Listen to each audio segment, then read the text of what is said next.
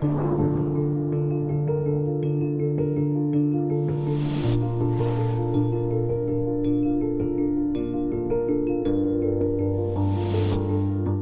day, you go to pour your cat or dog's food into their bowl.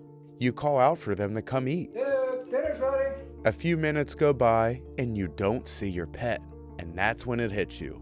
Your pet is not home. They're missing. Frederick County Animal Control and Pet Adoption Center handles over 300 return to owner cases each year. Throughout the course of a year, we average about 330 return to owners every calendar year. Definitely the most are cats. We receive a fair number of lost dog reports as well, but more people lose cats than any other animal. I believe it's because sometimes they're indoor-outdoor animals. Some cats have a tendency to want to sneak outside. And then third on the list would probably be livestock. Every once in a while we'll get a call for a lost horse, goat, sheep, cow, something of that nature. It can be stressful when your animal goes missing. Remember to stay calm and call Frederick County Animal Control and Pet Adoption Center. So we see between somebody being calm and all the way to being frantic. Sometimes the calm caller, it's, fluffy got out again. And then we do get those frantic people where this is the first time the animal has been lost. Their pets are part of their family, so when they go missing, they think the worst. First thing we want you to do is definitely give us a call. Put in your loss report. You want to give us what the color of the animal is, any sort of patterns, if they have one blue eye, one brown eye, stuff like that that's unique to your pet, so that we can put that all on our found report. We put it in our database, which what we use here is called Pet Point. So when a stray animal comes in, we cross-check it with a loss report.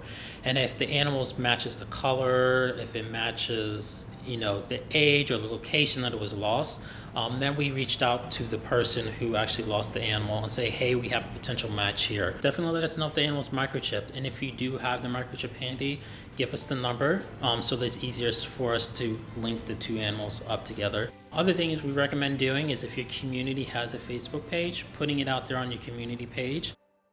Now remember, you know your pet better than anyone else, so the best thing you can do is check your neighborhood. When an animal is reported missing to us from its owner, we do not dispatch officers out to that area to begin searching for this lost animal.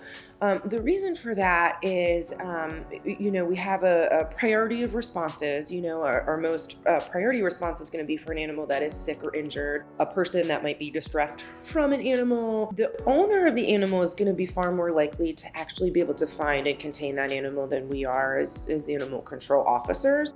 They are more familiar with their pet, the pet's more familiar with them. They're more familiar with their surroundings right there. Like, do they live by a park? If your dog gets loose, I'll say to people, where do you go on a normal walk? You might consider walking that route that you go on with your dog. If that's a familiar route to the dog, there's a good chance if it got loose, it could go to that familiar area. And just dogs in general tend to be more socialized to people. So let's say that, Mr. A's dog gets out of the fence. If Mrs. B comes out, sees the dog, calls to it, hey, come here, puppy, dog's a lot more likely to go over to her and, let her look at the collar, read the name, phone number. If your animal does get out of the house, a collar or microchip will help you get your animal back home.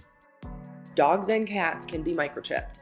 Microchips with current information on the microchip. Dogs with tags that are, easy to read. Staff here at Animal Control is always happy when an animal goes home. Whether it's through a return to owner, an adoption, a rescue, positive outcomes are what we endeavor to achieve. Always beneficial, always positive for our staff.